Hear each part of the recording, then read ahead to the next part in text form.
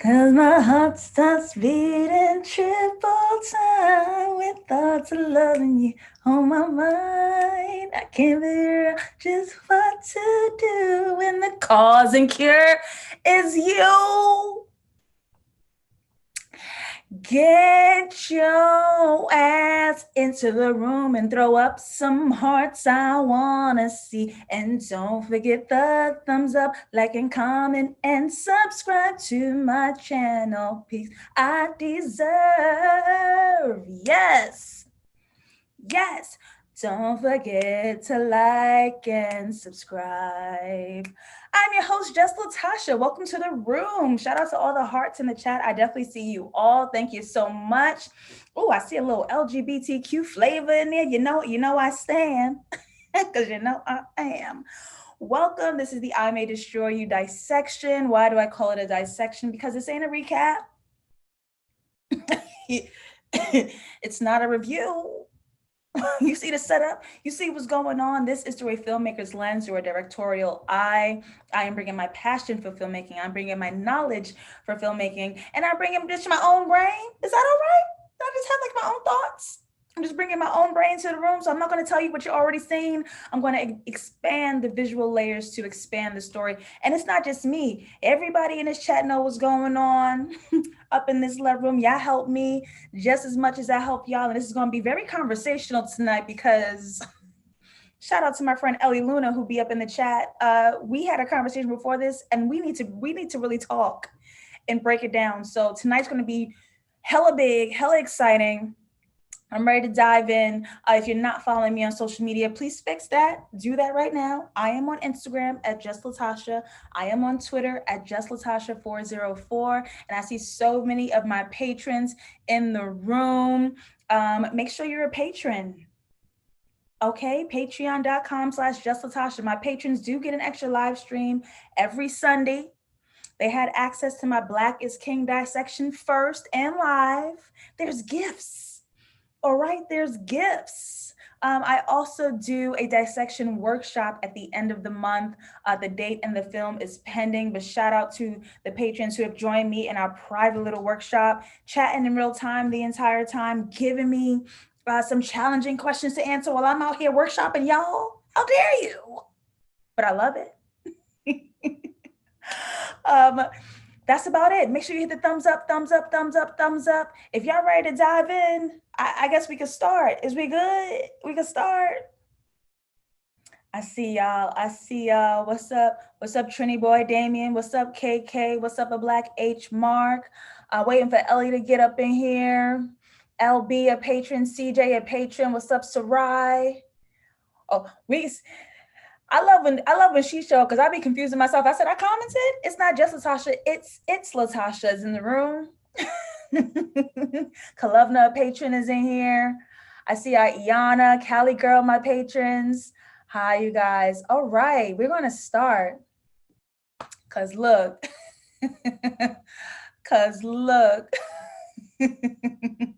I May Destroy You, episode 10, the cause and the cure. When the cause and cure is you.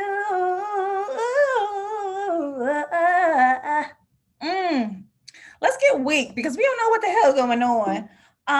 Miss Bells, let's bring it back to the opening shot. Y'all know I stand an opening shot. I just want to look here at Young Bells and her young brother. What was her brother's name?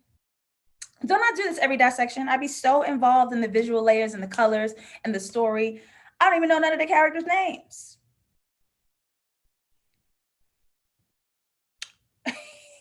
We're going to figure it out. I'm sure you're going to catch me up in the chat. Whew, we're having a disconnect. We are already starting here with a disconnect. You see the brother is faded in the background where we focus here on Arabella. And we are having a disconnect. Two pieces of, don't call him planting, two receptions to dad is coming. Look how these two babies are reacting to dad is coming, okay?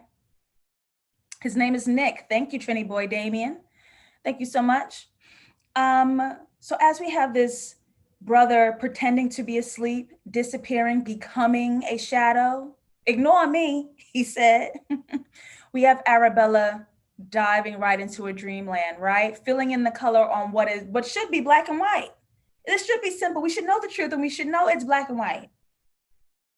She said, let me add some color to make it a little funky because, all right. Doesn't this look like her present day, like painting obsession? She was coloring for years, y'all. She has been coloring and painting for years, all right? And we have these two modes. We have avoidance from father to son versus this empty longing, this desire to connect from the daughter, feigning for him to be here. Wearing the same hoodie color, the same color that we met Theo, right? That old, worn, dried, wound red. Something's wounded here already. Excuse me, Beyonce came out, so I gotta say already. I gotta change it up. Look at our girl chasing a ghost. He's not even physically present, right? But we know what she's chasing, we know what she's longing, and she invades out of the room to nothing. Ain't nothing even in the room, okay? His absence in the home is much more prominent than his presence in the home. And with something like that, with a wound like that, still covered in this warm, joyful, open yellow light, going into a colder blue light, but we're going to break that down a bit later. But we already have young baby Arabella performing joy more than she's actually having it. Performing more than she's actually having it. Let's dissect. Y'all jumping in early because I'm not playing.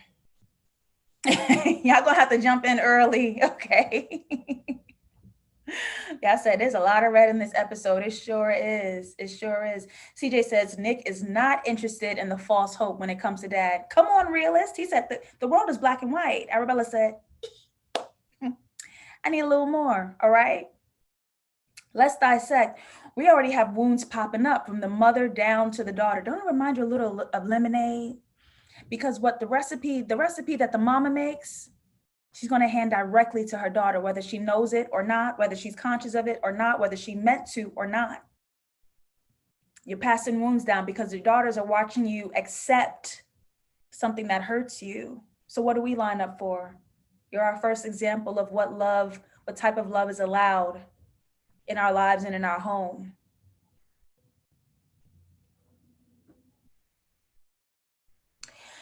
She eats these fries until she physically throws up. She went ham on those fries. And right here, our theme is already jumping out, the cause and the cure. See now, this trip to McDonald's, this reception of McDonald's fries, that could feel like healing. It feels like a healing gift. But it's the excuse to forgive him for his absence.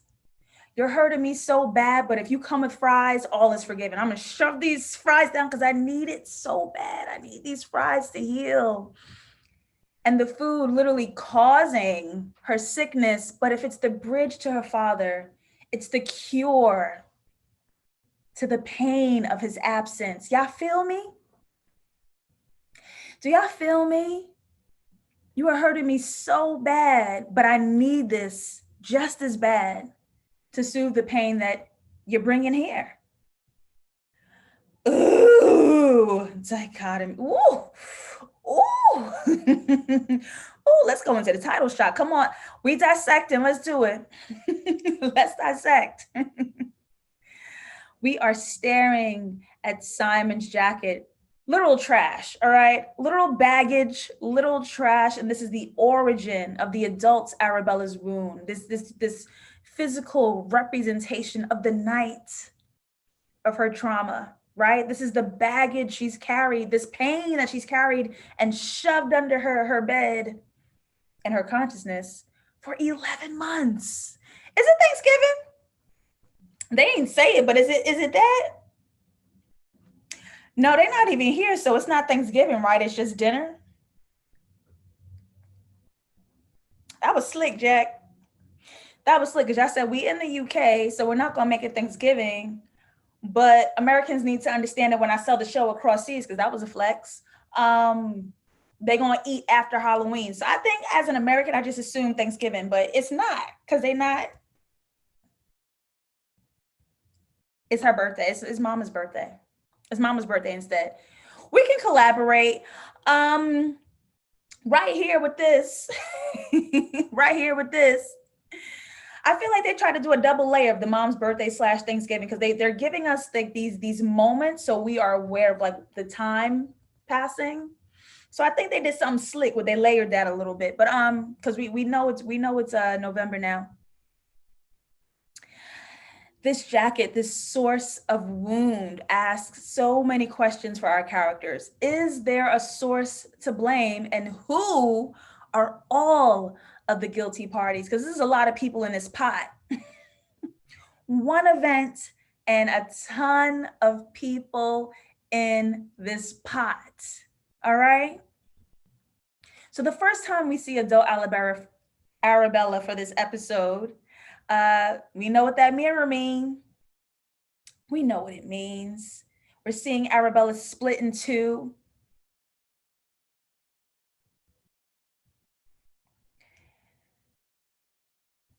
The baggage of the wound matches that hoodie from her childhood. Can we make a thread there? Is this current baggage, this current wound on the same thread of whatever that wound was from her childhood? Do they relate? Do they mix? Do they mix?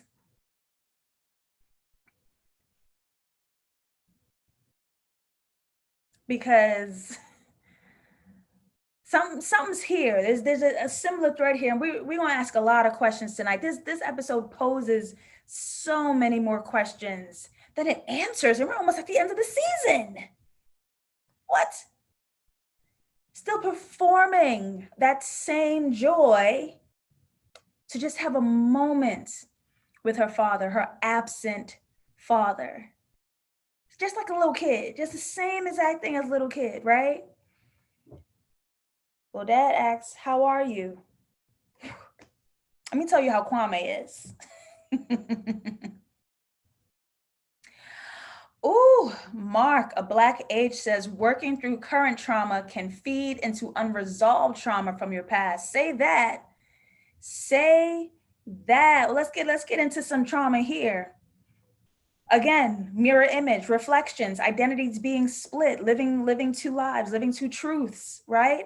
His current actions are not matching what he needs internally. And we see the return of the colors yellow and blue, that optimistic, performative, joyful yellow mixed with that inner sadness that these characters may or may not be attending to, right? But he's hella blue. Hella blue. Trini Boy says avoidance. Yep. CJ says the mirror is also damaged. Is it? I didn't see that. Whoa, is it? Listen, let it be a crack. Let it be a crack in that performance, right? Terry, okay, the color red has been like around her this entire season, but when I saw it on her body, I said, here we go. Give it to me. Give it to me. Let's address it. Let's address it, okay? Terry matching the wound, matching Simon's jacket. She may be sharing the responsibility of Arabella's trauma with Simon. And both of them have been fighting tooth and nail to avoid that. They don't want that, their hands dirty, right? They absolutely do not want their hands dirty, but she's wearing it. She feels it. Okay, CJ says Arabella's mirror was damaged. Got you. So here's something that's really cool in this scene that's going to set up everything for the rest of the episode. Y'all ready?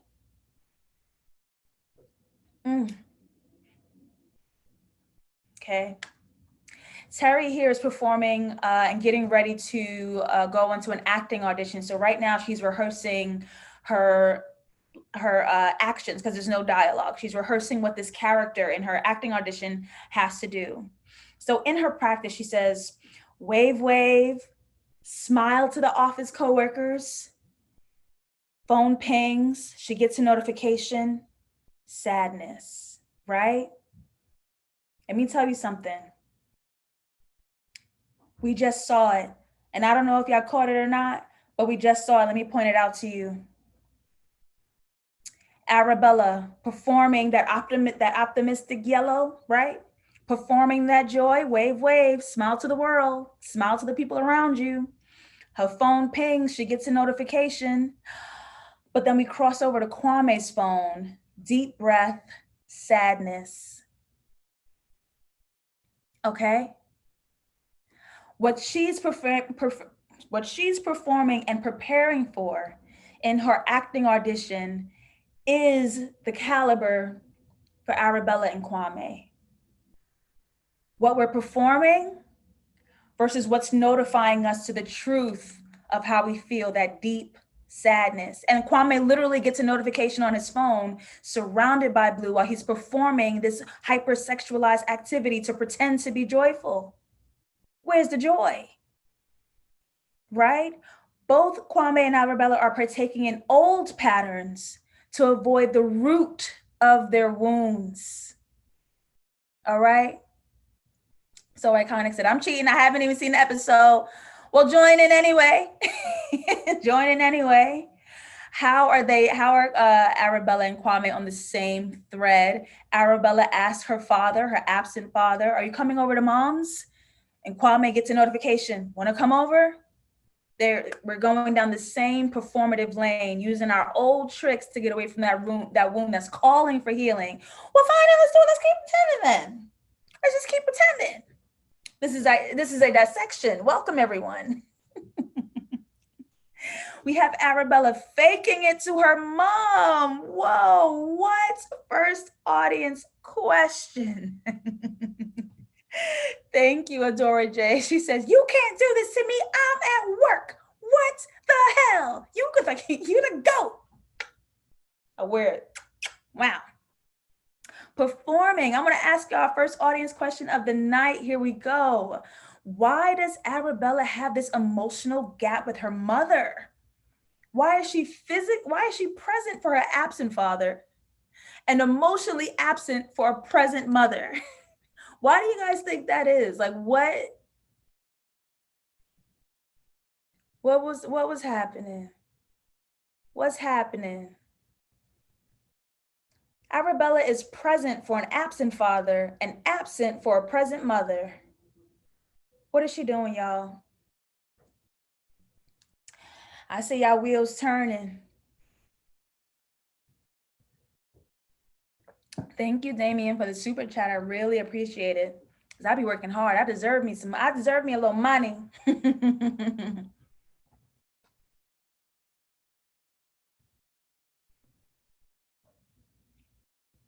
Excuse me, Millennial Malk, who says Bella is the actress Terry wants to be. Rude. The Shy Podcast has just joined. That's Laura, located in London. Hello, welcome to the room. Mark says people tend to have the present parent for granted. Take the present parent for granted. Sure do. The one who's been there the entire time. The one who's been there the entire time. KK says resentment. Maybe she feels it's her mother's fault for not being with them. And that's real. Do you know what I mean? Like, that is so real. You're so hurt for this person leaving. You're like, well, what did you do about it? It ain't right, but it exists. Your feelings are your feelings. Janelle says, because she sees her own abandonment in her mother that she is trying to avoid. Because she ain't the only one abandoned, huh? She's looking at her mother who couldn't bring that man home. And thus that man not being home for Arabella. This is why I talk to y'all. This is exactly why I talk to y'all. Ooh, y'all are good. Y'all are so good.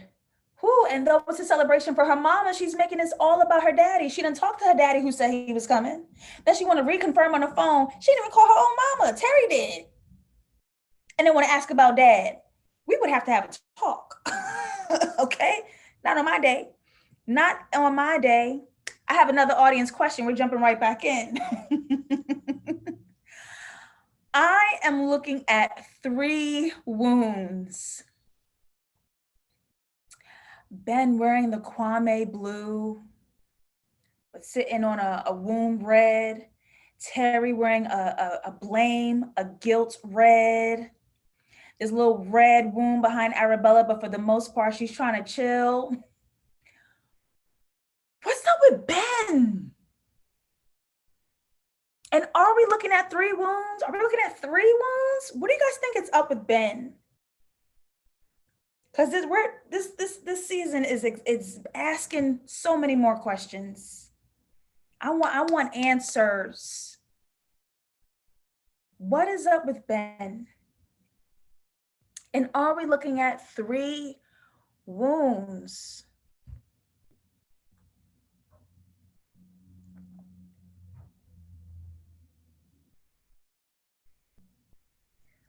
Ooh, Kadia says, girl, Ben got secrets for sure. Trini boy, second week in a row. What is Ben's purpose? Zia said, didn't someone predict Ben was Arabella's baby daddy? Oh, me? Drag me in my own video, please. I was like, he too close, but they're not solidifying what is his purpose, but he too close to this situation. And he emotional about it. I don't know. See, they says Ben is still a question mark for me. We don't know what's up with Ben, huh?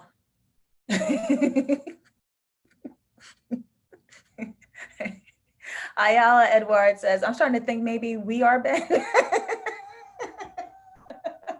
I'm moving on because y'all playing. Dora says, what does Ben do? All right. We're over it. We're leaving. We're not answering it. Never mind. All right. I can't. Oh my God. Y'all are crazy. So here we have Terry pantomiming the acting again, right? To end this scene, we're solidifying Terry acting this out yet again, waving to the office, getting a ping of a notification on the phone, looking at it, sadness. And so we have both, boom, Kwame pretending to be joyful, waving to the office, setting it up through the pings, the notification on the phone, and look right to the bottom right, back to sadness, back to these points of wounds, right? You could tell he's empty. You could tell he's mechanical. He's moving like a zombie. He's unemotional. He's totally detached, void of emotion. Like, baby. Anybody else want to hug Kwame back to life? Because I do. I do. Absolutely. And the characters are going to keep acting this way out. Here we have the return of the monster jacket. Now, this monster jacket, how they made this jacket so integral to the story and made it mean different things throughout the points of Arabella's life is iconic. It's genius. It's nothing short of legendary. And that's leg and dairy. That's leg and dairy. It's all of the above. Okay? Arabella has found a new target. Whenever she puts this monster jacket on, something's going to be destroyed. And this time, what we're learning as she's refusing to write, refusing to help herself, refusing to take care of her own responsibilities, self-sabotaging. She destroys herself. She is her own target, her own monster, her own worst enemy. And a lot of us can say that about ourselves, right?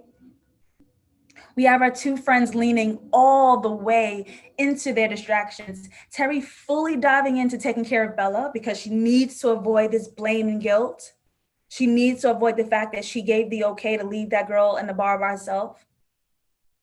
And she even like leans into it a little bit, right? I'm not the one who got spiked at the bar. It has nothing to do with me.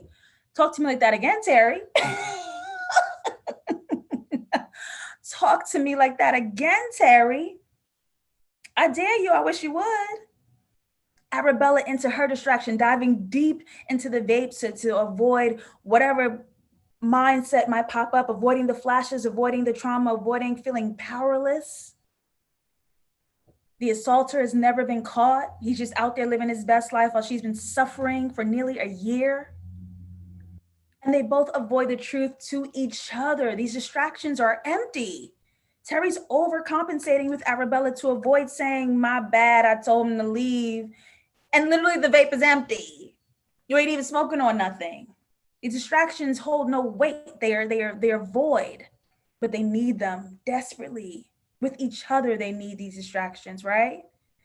This vape is giving me childhood thumb sucking vibes. That very like inner child looking for comfort, sucking that I shouldn't have done that.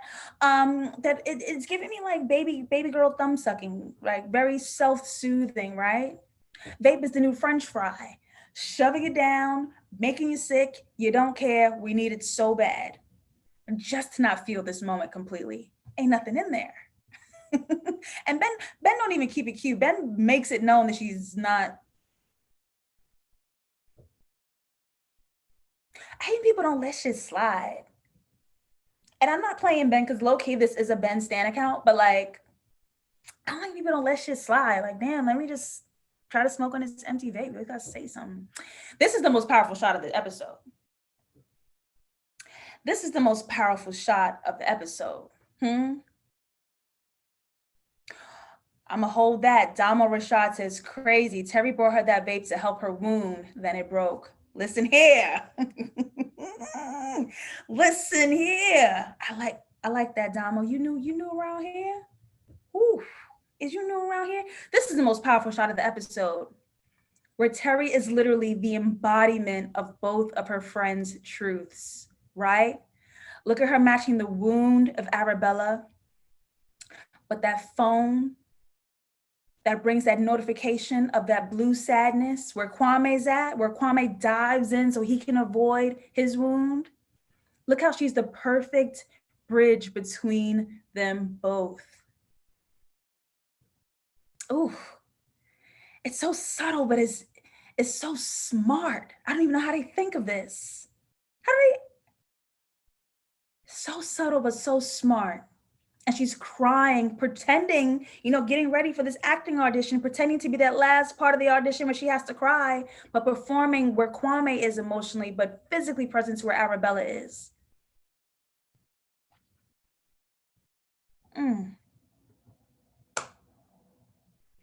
We ain't seen Simon in a long time. Have they really not seen each other all? Yeah, they haven't seen each other since January. Handing the jacket back to Simon, passing that wound back. You can have that, right? But it represents another wound for Simon. Simon holds guilt for leaving Arabella. He got to take that wound now. That's yours. Keep that. Take it. There's also a metaphor here visually between Arabella and Nick, her brother, and this present moment between Arabella and Simon. What do you think these visuals are the link to? What do you think these visuals are bridging together? Hi, Ellie. Thank you for our conversation earlier so we could just yell and be confused together.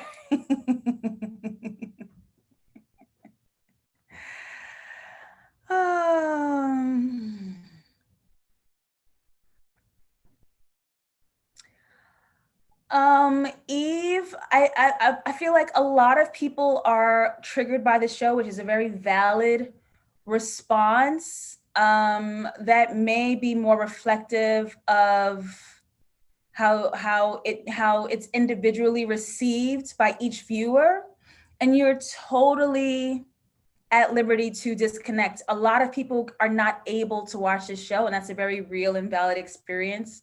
So I totally understand.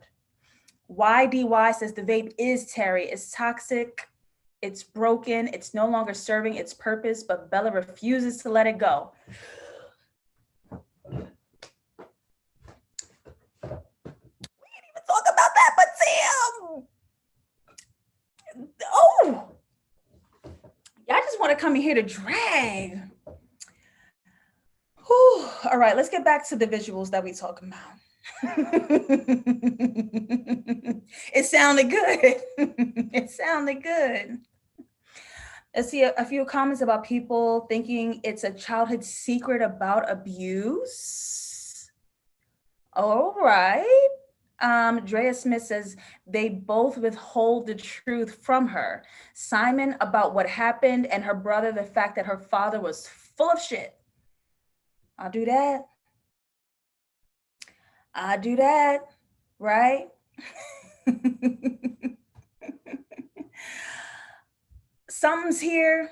I can't quite put my finger on it. You know what I can't put my finger on? What is going on? Just for a quick second, in Arabella's mind, Simon becomes the assaulter. Is this a little bit of blame? I want to hear from y'all. Is this a little bit of blame? Is she blaming him? Does she feel in the pit of her gut, had you not left me? Even though she tells him it's okay. But we do have this flash. Does she put him in that space? In the gut? Thank you, Leonard. Whew. Why does he become her assaulter in her mind? Why does he become Arabella's assaulter in her mind?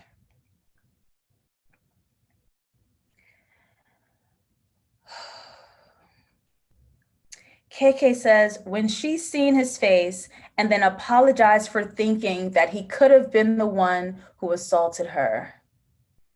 Trini Boy says, yeah, she do a little bit. A Black Age says she definitely still blamed him for being complicit.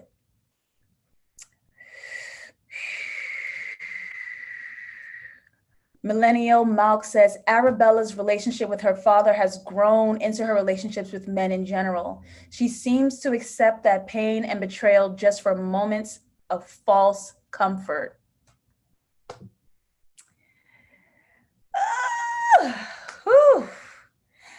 Ellie says, yo, I related to this so much. This can happen. Even if you don't blame the person, the mind can put different faces there. It's like you're just questioning everyone. Imagining what is everyone capable of? Anyone could go from that cool guy at the bar to a monster very quickly, right? Well, Simon's going to offer Arabella a different distraction because Terry's healing is empty. And y'all said in the chat, her healing is null and void, right? Let me give you something that'll actually help you a little bit. He wants to be the good guy now, right? Terry got to spend the entire year with her. Terry got to fill her head up with all messages anti-Simon. Terry got to say, Simon, don't come to the birthday party. Listen here, the vape is broke. Simon wants to be the hero now. Well, let me give you something that'll actually help, right? And he displaces, look at him holding on to it, but he is displacing his own guilt and blame. Terry has 2 L's. I have 1. Well, who the hell's counting? This is just a terrible happening of events. Who's keeping score? Simon is keeping score. It's giving desperation. It's giving, please forgive me. It's giving, we don't need to be here, Simon. We don't have to do this. So let's meet Arabella's family. And I thought meeting them was interesting. It took a while to get them in one shot. When we met them, they were all in separate frames, not speaking, not engaging with each other, not looking at each other. 3 people sharing a space, a history, a bloodline, who can't even speak, right? And even though we're shrouded in this yellow, bright, beautiful optimism, there's coldness in the room. Let's take a look at these performances, that performing joy to the world, right? Let's pay attention to these performances. And it took us a while to get them in one single shot. And they're preparing for that ghost. That same shot we saw when she was a child, running to that ghost, chasing the void, chasing it.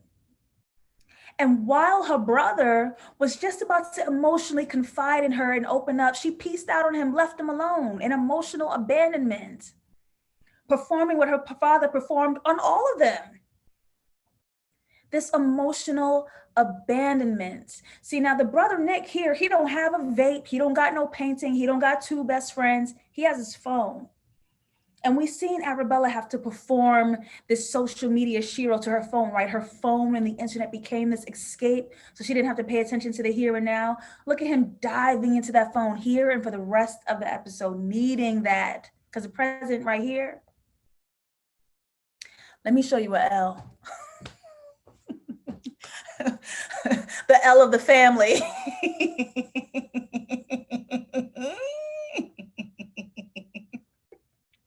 Lorraine.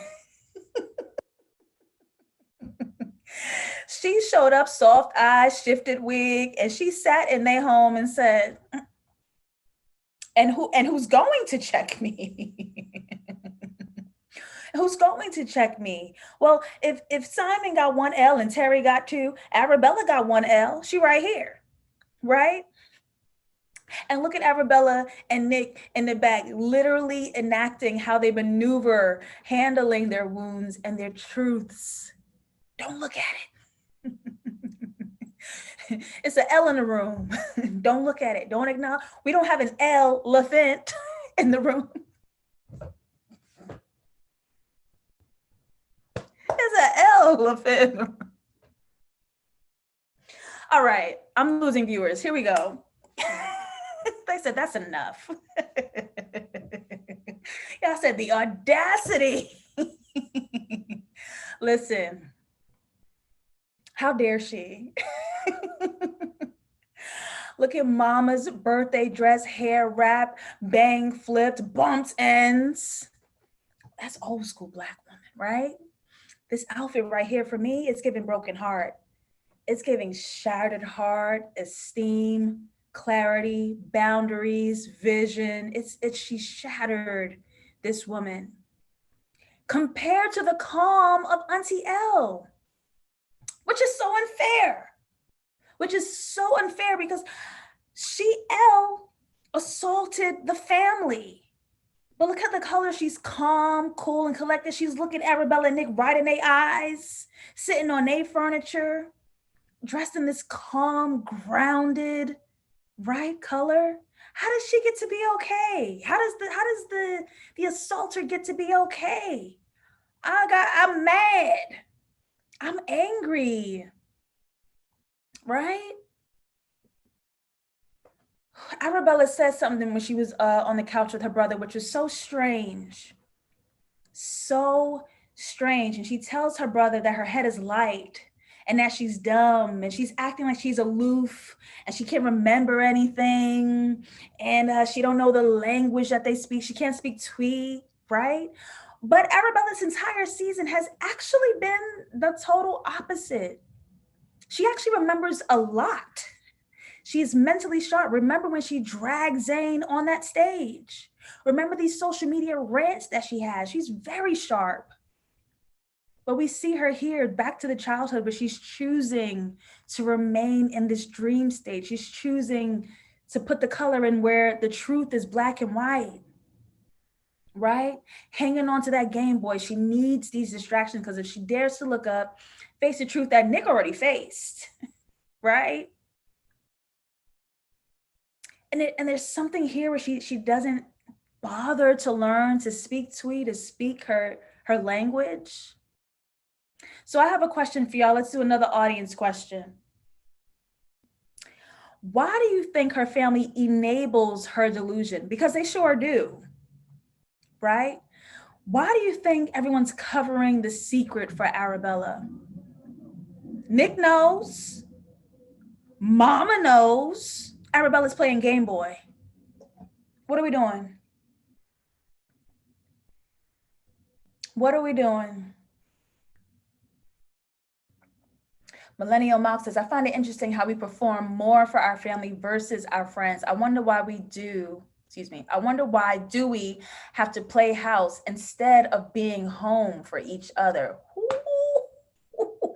Y'all are poetic and intelligent and incredible this evening. Woo. Woo. Woo.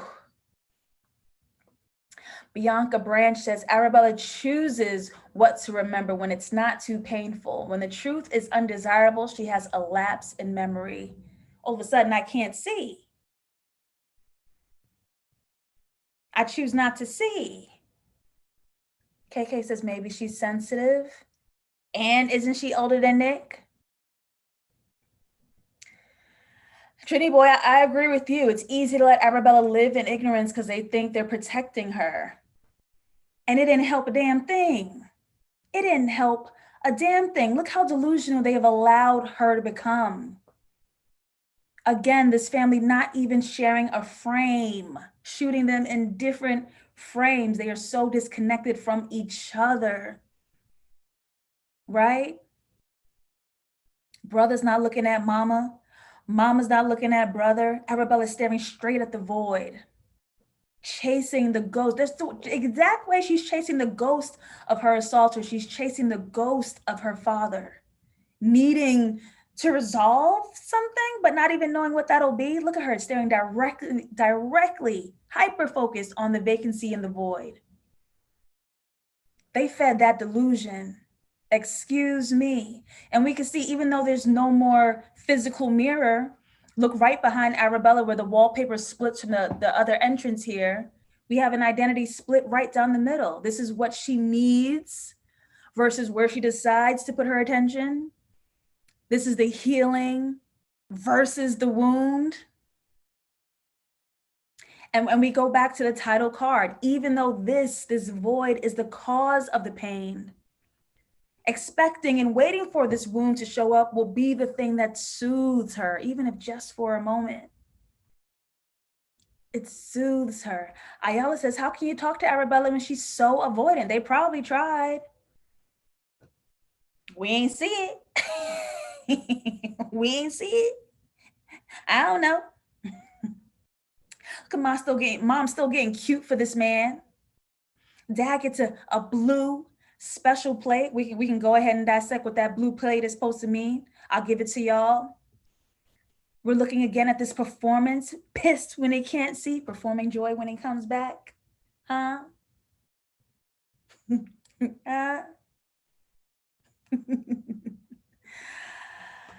Let's get to daddy. Whew. Let's get to daddy. A Black H says, yes, the camera work in this episode really hammered that this family is fractured. So let's look at Arabella's mirror. The mirror's back, but this time she reflects her dad. Her dad is her reflection. I was wondering, like, what is this black and green shirt? What is this black and green shirt? I want to wait to see what it is, because we know who sets the tone for this entire family. He has fragmented that mother. He has created a delusional daughter, and he made his son disappear. See, this is the thing about parental wounds. Let me just put this on y'all. The thing about parental wounds is that they're your first example of love and self-value. So when someone's performing that and it's harmful, as an adult, you can continue to perform that without their help. You can do it on your own now. And so as we see in the beginning of this episode, as much as her father abandons her, Arabella often abandons herself. Often abandons herself via that self-sabotage, right? Back to an audience question real quick. Does Arabella even know her father? Veronica said, can we skip him? Ooh. Does she even know this man? Oh, Samara says, if this isn't my African family, everyone performing so the African man can feel like king in his home. Ain't even his home. Rolling Stone. It's giving Rolling Stone.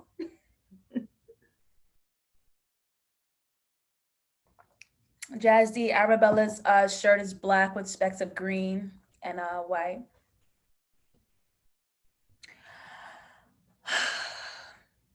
Ellie Luna says, nope, she don't know her father. Katia says she's full of denial. I'm in denial, deep in denial. LB says, no, she only knows an idea of him. Her mom painted him as the savior. We can go right ahead about there, right? Even when he's physically present, this is where my frustration came in with his dynamic, because the patriarchy jumped out, and I do not stand. Even when he's physically present, he's doing this emotional rejection. Nothing she says is right. Nothing she says is praised. Nothing she says is accepted. He said it's not a Benz, it's a Toyota. It's not orange, it's burnt clementine, right? If you're gonna tell the story, tell it right. And I'm gonna go back to LB. She's idolizing the idea of him rather than just the man that's here, right? And he sends her in this revealing trigger, this huge trigger, and blames the robbery of his home and his beloved orange Toyota on her. She catches another blame. Has she hurt the man that she idolizes so much? Has she caused the man that she idolizes so much pain and suffering? Has she caused that? And that's something to reckon with, right? Because all she wanted to be was this angel form. All she wanted to be was this. If she didn't leave the window open, he wouldn't have gotten robbed. It's so simple. I'm the one who opened up harm to his things, the things that he's worked for and cherished, right? And it reminds me of Biagio. If you only just watched your drink, if you didn't drink so much, if you didn't party, maybe that thing wouldn't have happened to you. And here's the thing about Dad and Biagio. Both those men failed to blame the actual assailants. Dad, the robbers robbed. Like, I don't know what to tell you. The robbers robbed. I don't care what the window was doing. I don't care what time I came in and off the house after school. The robbers robbed. Hey, Biagio, the assaulter assaulted. I don't care how hard I was partying, if I was dancing with my pad out. I don't care. How dare the both of you? How dare the both of you? Kiara Leone says, nah, Auntie set him up. How he's not blaming the L? If you want somebody to blame, y'all both was home. I'm not understand. I have so many questions. So he got his own house. He's with Auntie L sneaking around. She's wearing his beat up polo shirts. Wig still on shift. And Arabella left the window open.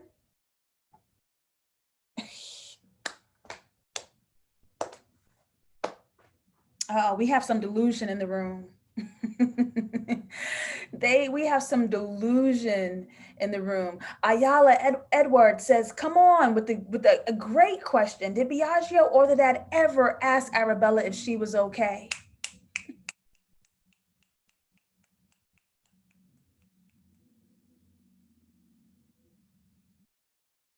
Katia, come on, observation. Arabella had to break into both her dad and Biagio's home. They never welcomed her in.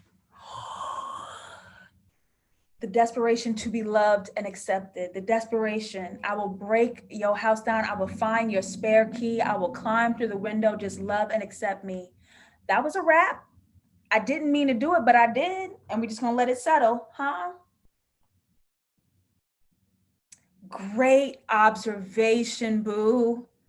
That was incredible. Yes. Yes. I said she in distress. Kiara says, Daddy rather not take accountability for his deceit because that ain't the real story. And let's say that. You conveniently leaving out a huge detail, sir. But look how she mirrors him. Look how she mirrors him. Same shirt. She puts her feet the way he put his feet. The mama got her feet a little bit like that too. Well, here's what mama has had enough. This part killed me. The dad is going up talking about, I looked around my empty house and said, God, why did you do this to me? Mama knows exactly why your house is empty. The gag is you created two empty homes. one of material things and one of your family. You created two empty homes. The window was open because it was an ask. Your daughter was asking you for something. You left the window open. You created two empty homes. And he says something else. By the time I got to the door, the Toyota was gone. Look at what he values. Look at what he values. Him dreaming of and chasing the memory of a car while his daughter is chasing him.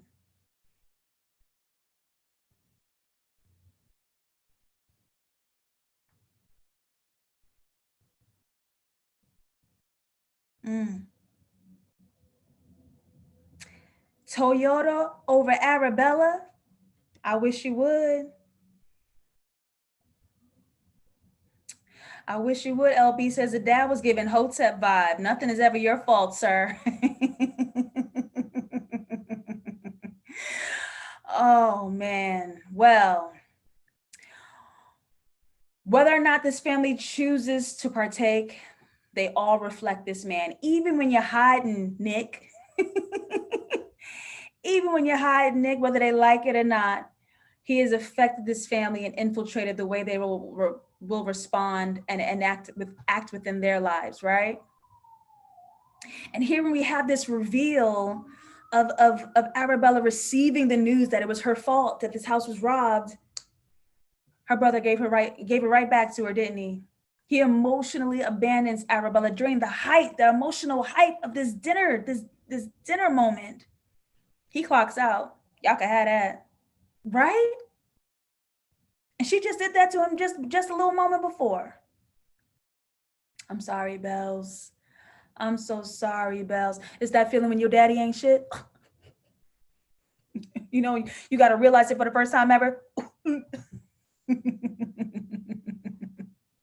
It's revealed that in his delusion / distraction, because that woman is in his home, he places blame on Arabella for his home being robbed, right? The veil of the idea of her father is finally removed. And Belle's, as a child, begging her father for a key to this house, and he forgets, but he got a second key to the car. Let's not do that. He doesn't make himself available for her, but he has another woman waiting for him in his home, someone who does have access easily, someone who's not climbing through a window, right? Even as a child, Arabella's in the delusion that her parents are still together. They just in separate yards.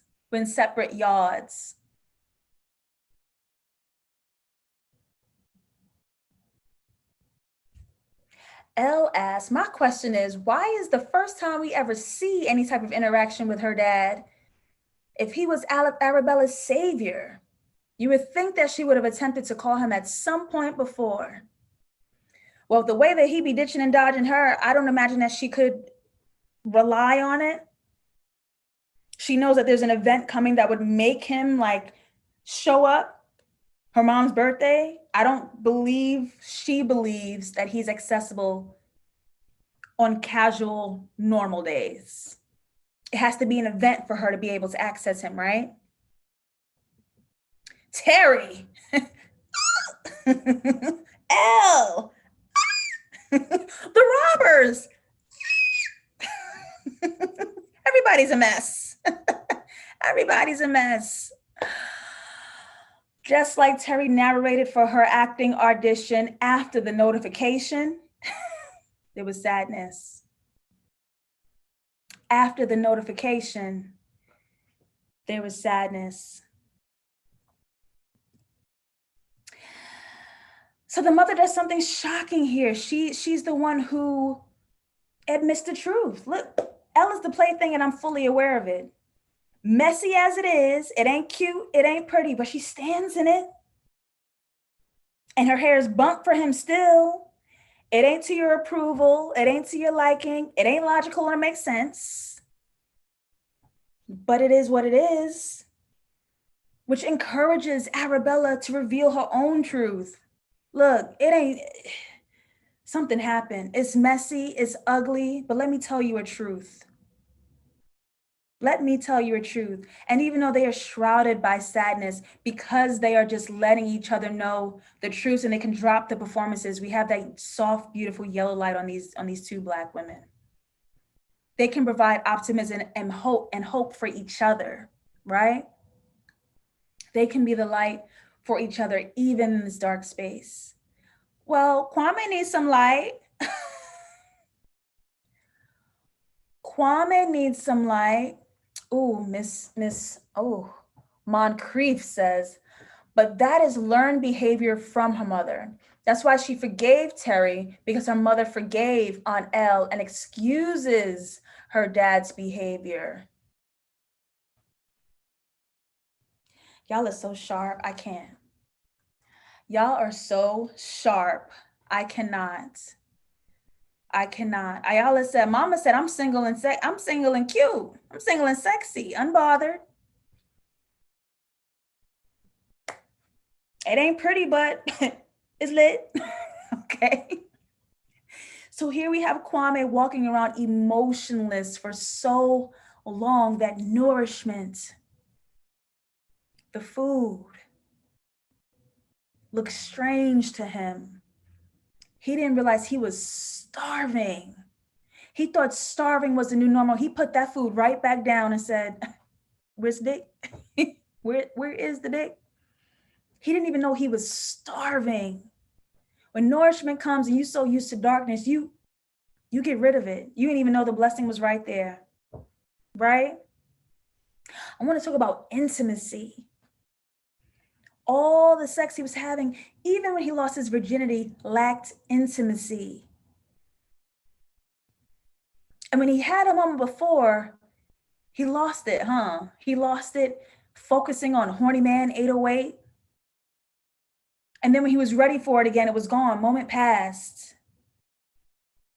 Moment passed. So he has a choice to make. Now, this whole scene could have been triggering for Kwame, right?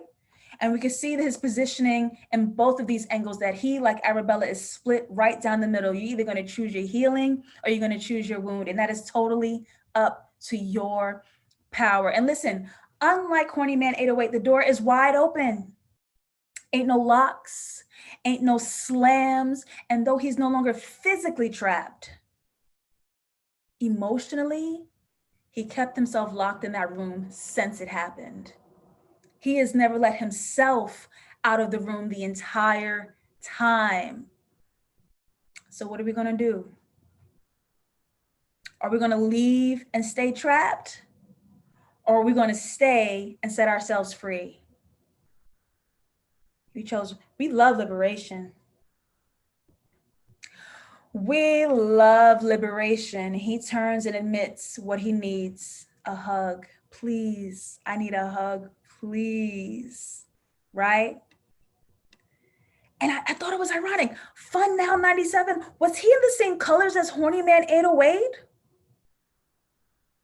Does he look a bit reminiscent of Horny Man 808, right? The size, the clothing. But when Kwame allows healing, all these things that could have been triggering, he can allow these things to take on different meaning. That being in a room is a different meaning, right? This fun now can mean a different meaning. Fun now said margaritas are fun, and now we eat. you better date me. You better date me. You better date me. A Black H says, if this wasn't based off of an app hookup, I would have been able to buy this scene more. It needed more realistic background. As someone who stays off the internet dating, Mark, I'm gonna just buy into what you said. Feels, because you're right. It feels a little like shopping for humans for me. It doesn't quite go up for me. And so to get this huge emotion from something that is so shallow, I feel you. I absolutely feel you. LB says, that hug, I'm crying. Let's get to the girls. Now look at this. Look at this. Terry tries to apologize, but Arabella, so let me just skip right over it, sis. All is forgiven. I don't even need it. Because what you have since replaced your apology with was your effort for your love for me this entire year. Your actions was the apology. Your actions showed me the love that we could have assumed was missing because you gave the okay for me to be left alone in that bar. You have said sorry to me every single time you showed up. And you ain't waver, and you ain't get a little lax, and you ain't get tired. You was gonna be with me for this healing for the long haul. Compared to her father, who's given no effort and leaves me in a stupor and receives this. Babies, what is this? Babies, what is this? Now I can continue to fight. I can continue to starve. I can continue to idolize and expect you to be something you're not. But mama says she was fine. You are who you are. So am I creating layers that don't even need to be here? What is this hug? Ellie Luna says, that's what I got from her. Forgiveness. She understood. Kay says, I am confused about this scene. Was it just me, or did the interaction actually happen between Terry and Arabella? Am I bugging? I think they're jumping back and forth between the present and a little flashbacks, but I totally get you. KK says, I just knew she was going to throw food in his face. On first watch, yeah. Yes. I was like, she's going to hurt him. She's going to do something. She's going to hurt. Ugh. She going to do it. And it turned into a hug. I said, oh, what's that? What? Katia says, this episode was about peace and acceptance. Jazz says she is still longing for her daddy's love. Well, look, if he can't show up for me emotionally, this is all I have. The man you are, the mistakes you've made, the things you don't understand. I'm going to choose to love you as you are presently. That's all we can do, right? Her dad is not going to change. He is not going to change. She's not going to get her needs met. So what do we do with that? Be mad? Or can we choose something else? Millennial Malk says, accepting that the well is dry and to dig elsewhere. Whew. The last shot got me. The final shot, where we have mama split directly between a wound and a performance, struggling to smile, fighting that breakdown anger and crying, trying to keep up the performance, but it's failing a little bit, huh? It was a little hard, huh? Listen, and that's just life. That is just life. What more can we say? Loving our parents ain't easy. Recognizing that they've made mistakes along the way and recognizing their mistakes wholeheartedly affected you and your emotions and the person you want to be. We have a choice. All together, we have a choice. I could be mad at you all the way into my adulthood because you're not performing the love in the way that I need it at the time that I do, or we're going to choose something that works better for me. That might be to love you, that might be to leave you alone. That's up to everybody's individualistic experience. And on that note, I am JustLatasha. I am so grateful that you guys are here with me another night. So far, me and my patrons were hypothesizing that our next show would be Lovecraft Country on HBO, our third HBO series.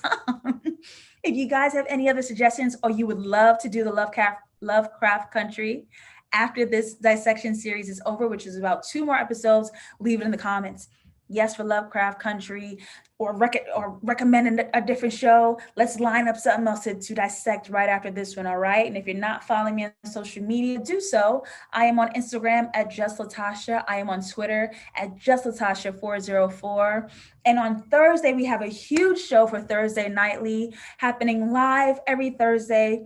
I will be joined by Mandy B of Horrible Decisions podcast, as well as Carla Will Maris from the Shit I'm 30 podcast to discuss with you all what does it take to be successful. These two women are juggernauts in their creative lanes. If you have a podcast, if you have a YouTube channel, if you're just curious about whatever business venture or whatever you just want to learn and hang out with some fine ass Black girls that night, come on through to Thursday Nightly Live. This Thursday is going to be an incredible conversation with huge guests, personal friends of mine as well. And we're going to have a damn good time. If you're not a patron, do that right now. Patreon.com/JustLatasha. $5 a month to get an extra weekly stream. Come on. You're stealing me, baby. You're stealing me. All right.